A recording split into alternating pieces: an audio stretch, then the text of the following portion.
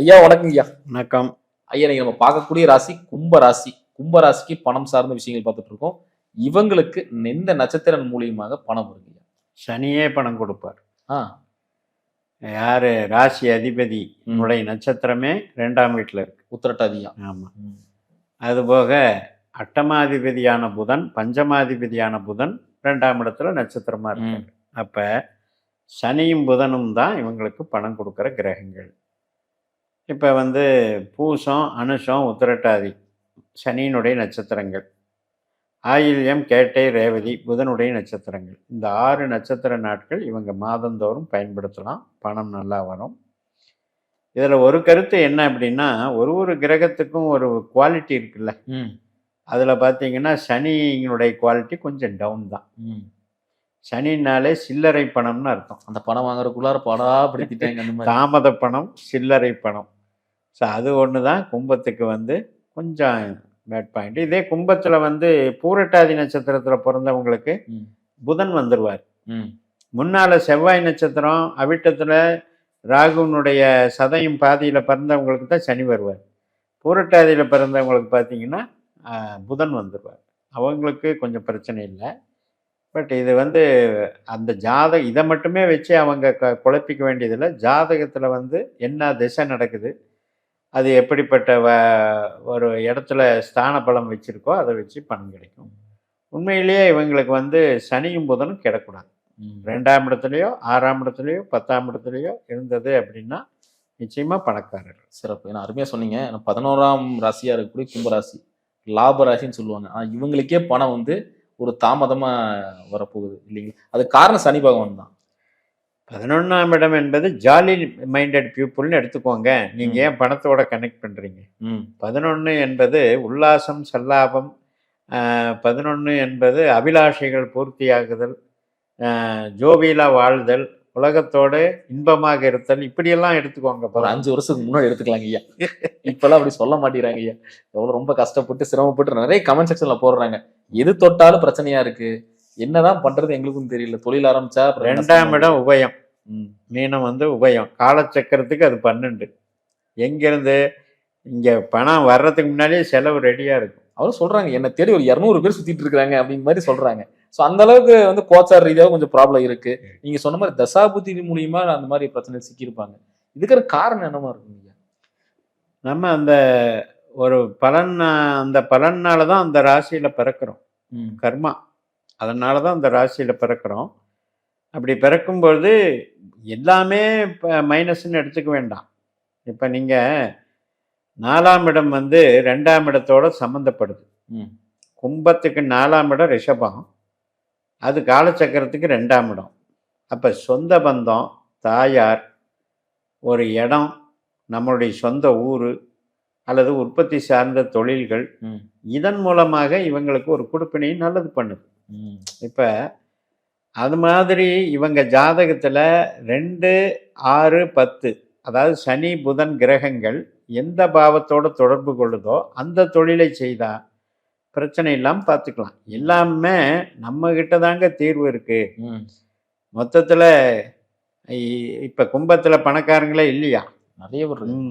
அப்போ என்ன அர்த்தம்னா, அவங்களுக்கு தகுந்த தொழிலை அவங்க தேர்ந்தெடுத்து செய்கிறாங்கன்னு தானே அர்த்தம். அருமையாக ஒரு வார்த்தை சொன்னீங்க. இப்போ மகரத்துக்கு பேசும்போது உறவு சார்ந்த விஷயத்துக்கு நமக்கு தடை சொல்லியிருந்தீங்க. பெருசாக உறவு சார்ந்த விஷயத்துக்கு நிற்காது. ஆனால் கும்பத்துக்கு அது அப்படியே ஆப்போசிட்டாக இருக்குது. ஆப்போசிட்டாக இருக்குது. அதைத்தான் சொன்னேன், உல்லாசம் ஜல்லாபம்னு. 7ஆம் இடம் சூரியனுடைய வீடாக வருது.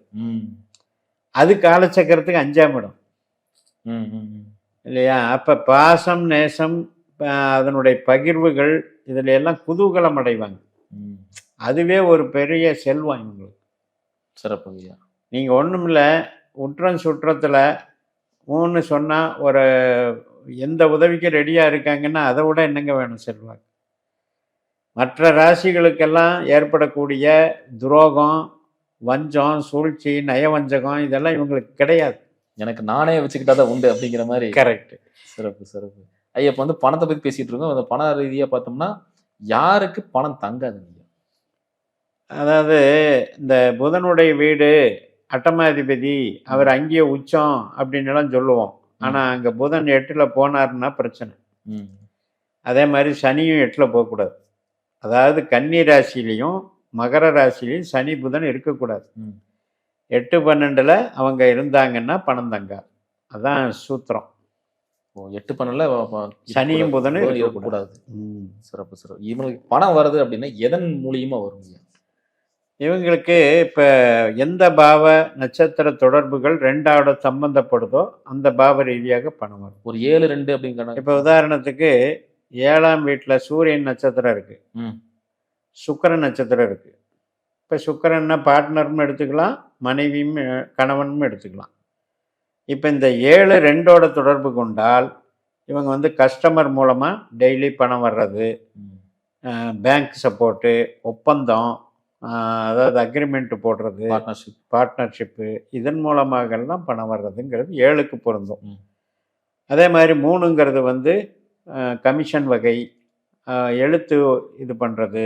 இப்போ ஒருத்தர் வந்து சினிமாவில் எழுத்தர் எடிட்டிங் பண்ணுறாங்கன்னா 3ஆம் இடம். ஒரு சிலருக்கு பார்த்தீங்கன்னா லாட்ரி சீட்டும் 3ஆம் இடம். அந்த 3 வந்து இருக்கிற நட்சத்திரம் கேது சுக்கிரன் தான்.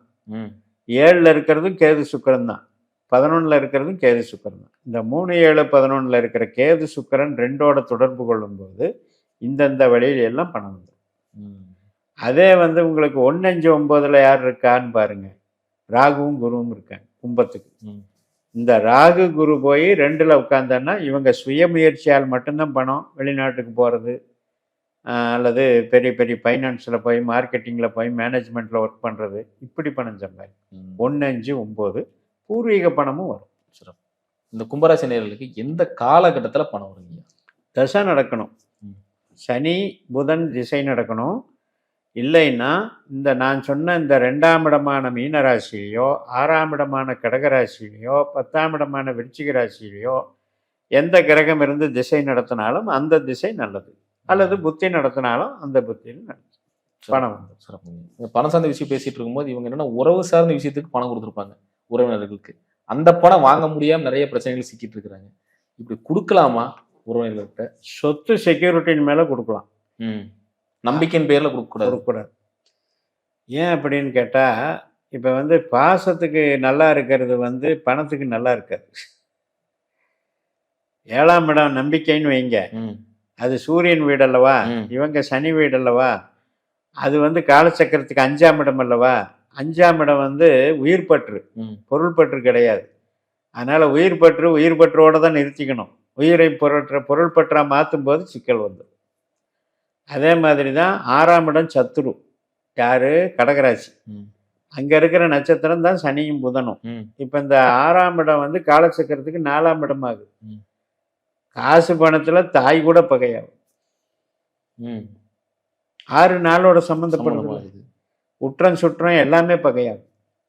பணத்தினால, கடன்னால, கொடுக்கல் வாங்கல், ஜாமீன், இதனால். இப்ப கடனே வாங்கக்கூடாதுங்களா? ஜாமீனுக்கு போகக்கூடாது. இவங்களுடைய ஓன் லோன் அப்படிங்கிறது வந்து வீடு சம்மந்தப்பட்டது, இவங்க பேர்ல இருக்கிறதுக்கு மட்டும் பண்ணிக்கலாம். இப்போ ஒரு வண்டி எடுக்கிறாங்க அப்படின்னா அதெல்லாம் பண்ணிக்கலாம். அதெல்லாம் ஒரு பாதி கடன்ல போட்டு அதெல்லாம் பண்ணிக்கலாம். நான் சொல்றது குடுக்கல் வாங்கல், மற்றவர்களுக்காக இவங்க போய் செய்யறது, அதுலதான் ரிஸ்க் எடுக்கக்கூடாது. சிறப்புங்க. இப்போ கும்பராசி நேயர்கள் எந்த விஷயத்துல ரொம்ப கேர்ஃபுல்லா இருக்கணும்? கும்பத்தை பொறுத்த வரைக்கும் சந்தோஷத்துக்கு பஞ்சம் இல்லை, அது ஒன்றும் பிரச்சனை இல்லை. ஆனால் இந்த 2ஆம் இடம் என்பது உபயராசியாக வருது, சனியினுடைய நட்சத்திரம் அங்கே இருக்குது. அப்படிங்கிறதுனால உதாரித்தனமான செலவுகளை குறைச்சிக்கோங்க. ஏன்னா அங்கே 12ங்கிற விஷயம் அங்கே இழுத்துக்கிட்டே இருக்கும். இங்கே சம்பளம் வர்றதுக்குள்ளே இங்கே செலவு பட்ஜெட் ரெடியாக இருக்கும். அதுக்கு தகுந்த சேமிப்பை கொஞ்சம் கரெக்ட் பண்ணிக்கோ. சிக்கனம், சேமிப்பு, ஒரு இன்வெஸ்ட்மெண்ட்டு, இதெல்லாம் ரெடி பண்ணிக்கிட்டு செக்யூரிட்டியாக வாழுங்க அப்படிங்கிறது தான் இவங்களுக்கு உண்டு. ஏன்னா இப்போ பாருங்க, 2, 6, 10 2 ஒரு உபயராசி ஆயிடுச்சு. 6 வந்து சரராசியாக இருந்தாலும் அது சந்திரனுடைய வீடாகி 4 காட்டுது, காலச்சக்கரத்துக்கு 4 காட்டுது. அப்போ என்னன்னா, நீங்கள் என்னதான் சம்பாதிச்சாலும் என்னதான் உழைச்சாலும் உங்களுக்கு வீடு, இடம், வாகனம் இப்படித்தான் சிரசொத்தாக தான் நீங்கள் வந்து காப்பாற்ற முடியுமோ ஒழிய பணம் போட்டு பணம் பண்ண முடியாதுன்னு சொல்லுது. அதே மாதிரி தான் 10ஆம் இடம் வந்து காலச்சக்கரத்துக்கே 8ஆம் இடம். அப்போ நீங்கள் வந்து கஷ்டப்பட்டு உழைப்பீங்கிறது இயற்கையில் வரன்னு சொல்லுது. உங்களுக்கு உறவுகள் தான் சந்தோஷத்தை தருதோ ஒழிய வேலை பார்க்குற இடம் கஷ்டமாக தான் இருக்குது. அப்போ தொழில் செஞ்சாலும் அப்படித்தான். அதனால இந்த ரிஸ்க் எல்லாம் குறைக்கிறதுக்கு நீங்க இளமையிலேயே சேமிப்பை தொடங்குங்கள் என்பதுதான் என்னுடைய. நீ விவரமா சொன்னா சூதானமா இருங்க, அவ்வளவுதான். யாரையும் நம்பாதீங்க. வியாக்கியானமா இருந்தோம். சிறப்பு சிறப்பு. அருமையா சொன்னீங்க. மீண்டும் அடுத்த காலம் சந்திக்கலாம். நன்றி.